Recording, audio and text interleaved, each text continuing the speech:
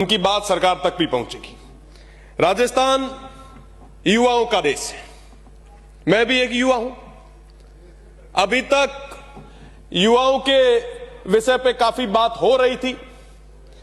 विपक्ष कह रहा था कि पक्ष कुछ नहीं कर रहा, पक्ष कह रहा था कि विपक्ष कुछ नहीं कर रहा।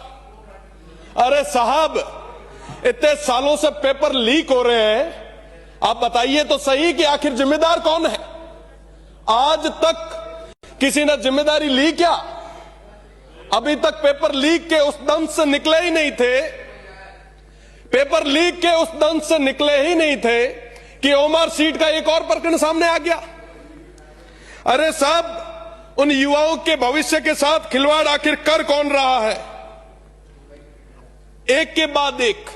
साहब, हम हमेशा देखते हैं जब भी कोई परीक्षा होती है, बहनों के मंगलसूत्र उतार दिए जाते हैं, उनकी चोटियां काटी जाती हैं, मेरे सिख सरदार भाइयों की पग उतारी जाती है, और वो तमाम लोग इसलिए सहयोग करते हैं कि काश ये पेपर लीक रुक जाए।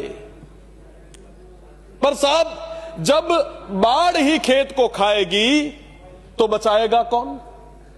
ये मत समझिएगा कि बाहर बैठा युवा समझ नहीं रहा, वो समझ रहा है, वो देख रहा है। अंदर बैठे हुए माननीय किस तरीके से पेपर लीक को लेके चिंतित है, वो सब तरीके से देख रहा है। मैं तो एक ही बात कहूंगा, माननीय चंद्रशेखर जी ने कहा था, जिन हाथों में शक्ति भरी है राज तिलक देने की, उन हाथों में ही ताकत भरी है सर उतार लेने की। साहब, समय रहते ए पेपर लीक रे प्रकरण ना और तमाम यह मुद्दा रे माथे एक विशेष आप चर्चा कराओ और स्थितियां जो है वो प्रदेश रे शामिल लाओ। ए तो बात हुई रही हायर एजुकेशन की। अब मैं आता हूं हमारे स्कूलों की। थोड़ी देर पहले स्कूलों पे चर्चा चल रही थी, स्कूल्स की बातें हो रही थी।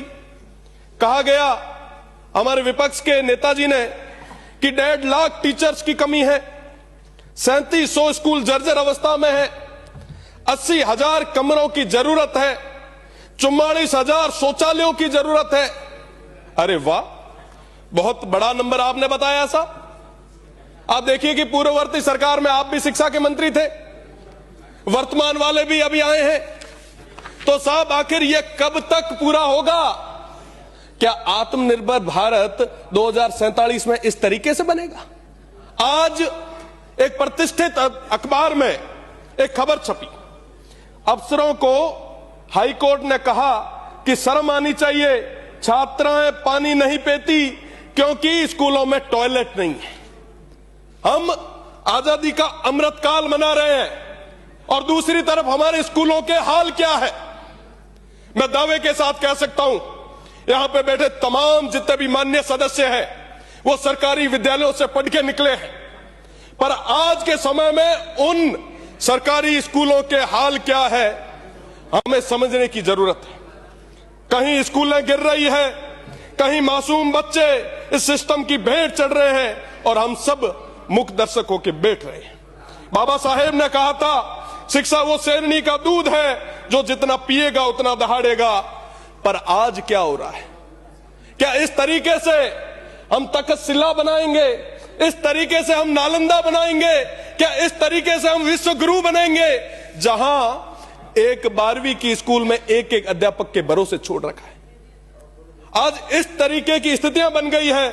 हम गौरवमय अतीत की बात करते हैं, हम खुशहाल भविष्य की बात करते हैं, पर इन आने वाली पीढ़ी की बात कौन करेगा? मान्य, इनकी बात करने की जरूरत है।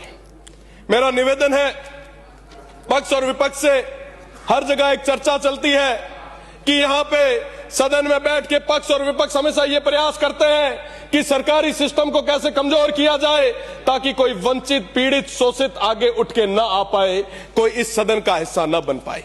अगर वाकई आप चाहते हो कि हमारी तरह, हम सभी की तरह कोई ग्रामीण स्कूल से निकल के इस सदन तक पहुंचे, तो उस शिक्षा व्यवस्था को सही करना हमारी प्रायोरिटी होनी चाहिए। हम क्या कर रहे हैं साहब? शिक्षा की बात होती है, एक दूसरे पे हमेशा हम आरोप और प्रत्यारोप लगाते हैं। आखिर ये शिक्षा व्यवस्था सही होगी कैसे? माननीय, मैं कंक्लूड कर रहा हूं, बहुत जरूरी विषय। आखिर ये शिक्षा व्यवस्था सही होगी कैसे? शिक्षा व्यवस्था तब सही होगी जब हम एक कानून लाएंगे।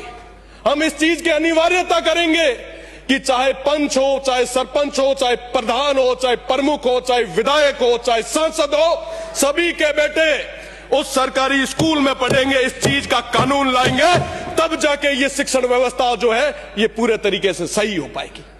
क्या बात करेंगे? मैं तो यहां खड़ा रह के माननीय मुख्यमंत्री जी से कहना चाहूंगा कि आप ऐसा नियम लाए, हम आपका सहयोग करेंगे और मिलके। और आप देखें, अगर ऐसा कानून राजस्थान में आता है कि साथ ही साथ अधिकारियों के भी जो पुत्र हैं वो सरकारी स्कूल में पढ़ेंगे, तो निश्चित रूप से ये जो शिक्षण व्यवस्था है ये सही होगी। आज के समय में आप देखेंगे कि कोई भी सक्षम व्यक्ति सरकारी स्कूल की तरफ नहीं जाता, कोई ध्यान नहीं देता, ना हम देते हैं ना सरकारी सिस्टम देता है। आम आदमी, गरीब व्यक्ति, वंचित व्यक्ति का जो पुत्र है वो वहां पढ़ता है। पर क्या साहब हमें उसकी चिंता है? इस तरीके से अगर चलता गया तो क्या हम विश्व गुरु बन पाएंगे? मेरा तो यही निवेदन है कि हम सब मिलके काम करें। मैं बात पूरी करने से पहले हुक्मरानों ने फरमाया है, एक चीज है, लाइनें हैं, ये जरूरी है, ये प्रदेश की जनता सुनना भी चाहती है। हुक्मरानों ने फरमाया है कि नारों से बदलता है जमाना, सियासतदार कहते हैं सियासतें बदले तो बदलता है जमाना, लेकिन मिजाज है जहां बदलने की इतना कुछ काफी नहीं होता, बदलने वाला खुद बदले तो बदलता है जमाना। मुझे लगता है कि ऐसे कानून की जरूरत है। हम सब मिलके, पक्ष और विपक्ष मिलके इस प्रदेश के लिए ऐसा कानून लाए और हमारे यहाँ की शिक्षण व्यवस्था को, युवाओं के भविष्य को, इनकी नींव को मजबूत करें। मैं बहुत बहुत धन्यवाद देना चाहूंगा।